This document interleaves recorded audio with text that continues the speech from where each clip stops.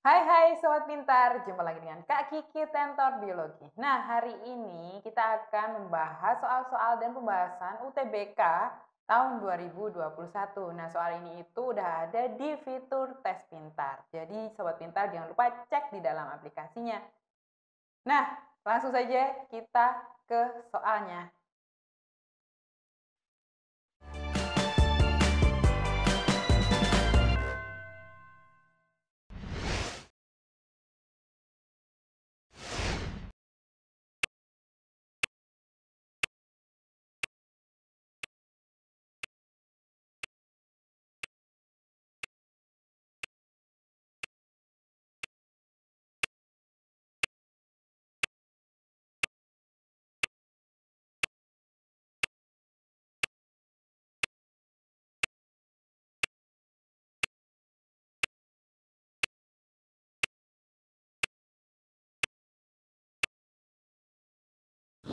Tetap dijaga semangatnya ya sobat. Kita lanjut lagi ke soal berikutnya. Nah, di sini kalau tadi pertanyaan tentang virus, ini ada pertanyaan tentang bakteri.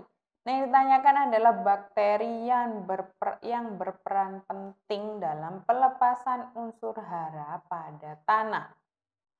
Nah, sobat pintar masih ingat nggak tentang fungsi dari bakteri? Selain untuk dia juga parasit, dia ada yang menguntungkan bagi manusia. Nah, kita cek di sini spesies bakterinya. Ada Corynebacterium. Corynebacterium ini adalah bakteri yang ada di tanah dan dia adalah menghasilkan unsur Mn atau mangan. Kemudian yang kedua ada Pseudomonas sp. Pseudomonas sp ini dari metabolismenya dapat menghasilkan zat besi, sobat. Atau disebut dengan unsur Fe. Kemudian yang Citrobacter freundii. Citrobacter freundii di sini dia dapat menghasilkan sulfur atau unsur S. Kalau Leptospirillum sp dia akan menghasilkan silika atau unsur Si. Nah, keempat unsur ini penting sekali untuk perkembangbiakan tanaman. Karena di sini adalah unsur hara yang dibutuhkan tanah yang dikatakan sebagai tanah yang subur. Jadi keempat komponen ini harus ada sebagai unsur hara bagi tanah untuk perkembangbiakan dari tanaman. Jadi pernyataannya yang benar adalah 1, 2, 3, 4. Jadi jawabannya yang E.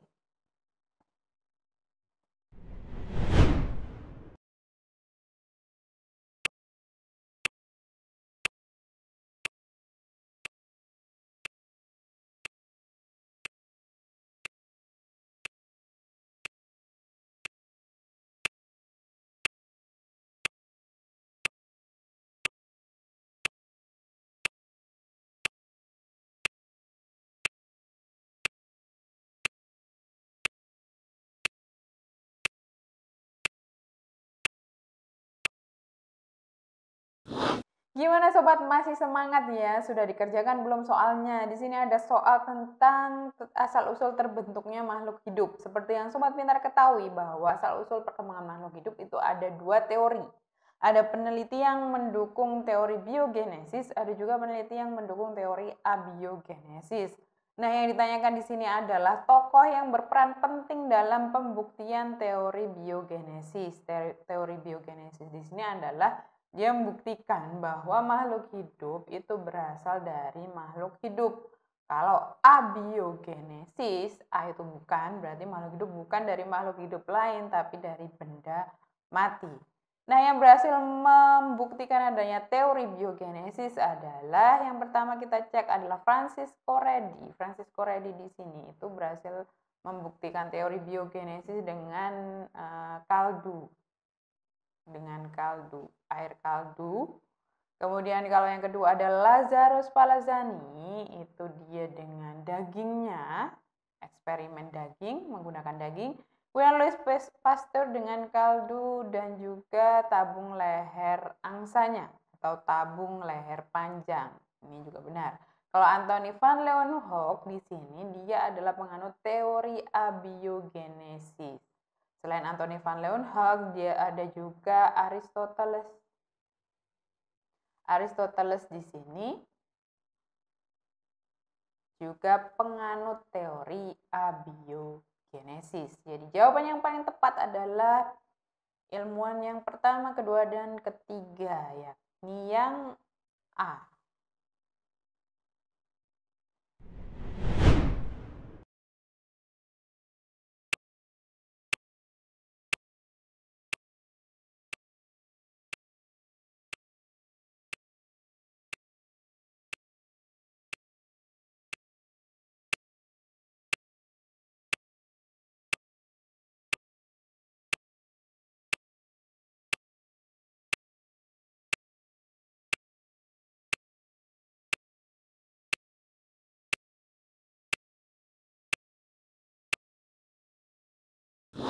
Gimana sobat, bisa mengerjakan nggak? Soal berikut ini adalah soal dari materi metabolisme. Seperti yang sobat pintar ketahui bahwa metabolisme itu ada dua jenis, ada katabolisme dan juga ada anabolisme. Kalau katabolisme adalah reaksi pemecahan dari molekul kompleks ke molekul sederhana. Kalau anabolisme itu pembentukan, jadi dari molekul-molekul sederhana dibentuk menjadi molekul kompleks. Nah, contohnya dari anabolisme adalah fotosintesis. Nah, yang ditanyakan di sini adalah bagian dari fotosintesis, yakni siklus Calvin. Siklus Calvin di sini merupakan bagian dari reaksi gelap yang tidak membutuhkan cahaya.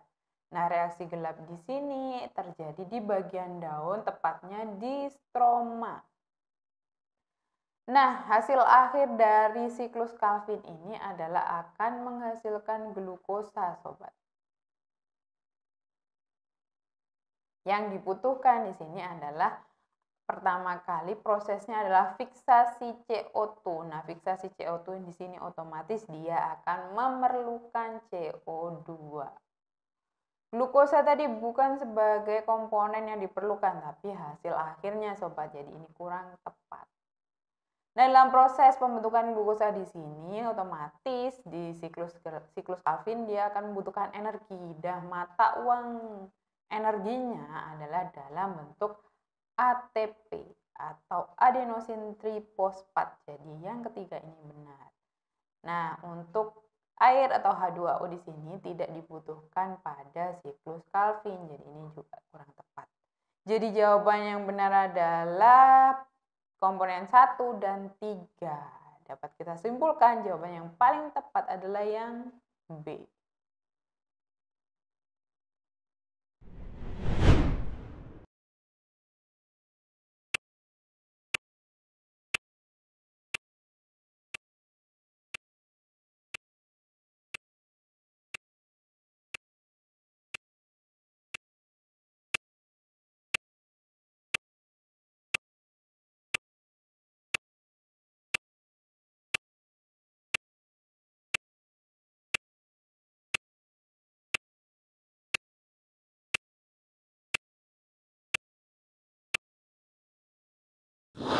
Nah, langsung kita bahas saja ya sobat soal berikut ini. Yang ditanyakan di sini adalah pigmen yang tidak berperan dalam fotosintesis secara langsung, tetapi dia berfungsi dalam penyerapan warna untuk dipindahkan ke lokasi fotosintesis. Nah, untuk pigmen warna yang dapat digunakan secara langsung dalam proses fotosintesis di sini adalah pigmen warna yang berwarna hijau seperti klorofil A dan klorofil B.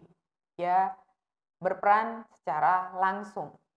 Jadi yang komponen kedua dan keempat di sini kurang tepat. Kita cek yang pertama, ada karotenoid. Dia memiliki spektrum warna antara kuning hingga orange. Nah, dia ini merupakan senyawa hidrokarbon yang terdistribusi dalam tanaman. Contohnya yang mengandung karotenoid ini, yang buah yang berwarna oranye itu adalah wortel ya sobat. Kemudian vicobilin, dia itu ada 2 jenis, ada yang berwarna merah dan juga ada yang berwarna biru.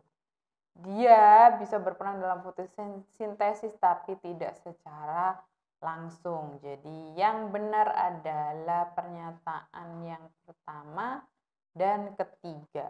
Jawaban yang paling tepat adalah yang B.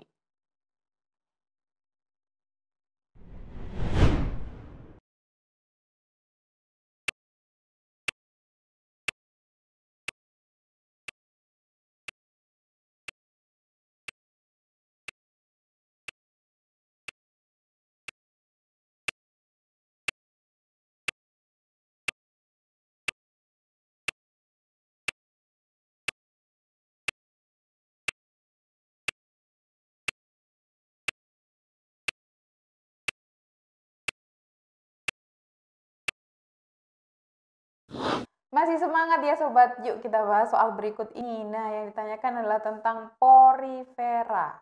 Dia adalah merupakan organisme sederhana seperti spons yang hidupnya di dasar laut. Nah, yang ditanyakan di sini adalah sel yang terdapat pada lapisan mesoglea pada porifera. Nah, lapisan mesoglea di sini itu adalah lapisan pembatas antara epidermis, lapisan luar, dan endodermis, lapisan dalam. Nah, sel-sel yang terdapat pada mesoglea itu ada 2 sobat, yakni sel ameboid dan sel skleroblast. Sel ameboid di sini itu berfungsi sebagai pengangkut sari-sari makanan dan juga sisa-sisa metabolisme dari sel satu ke sel yang lainnya. Kalau skleroblast di sini dia berfungsi sebagai pembentukan dari spikula. Jadi untuk soal ini adalah jawaban yang paling tepat itu yang kedua dan 4, yakni yang C.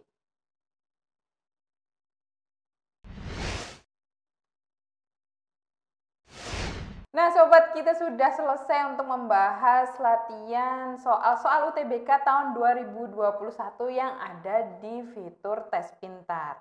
Semoga pembahasan kali ini bisa membantu sobat pintar untuk belajar mandiri di rumah ya. Belajar pintar bersama Aku Pintar. Sampai jumpa.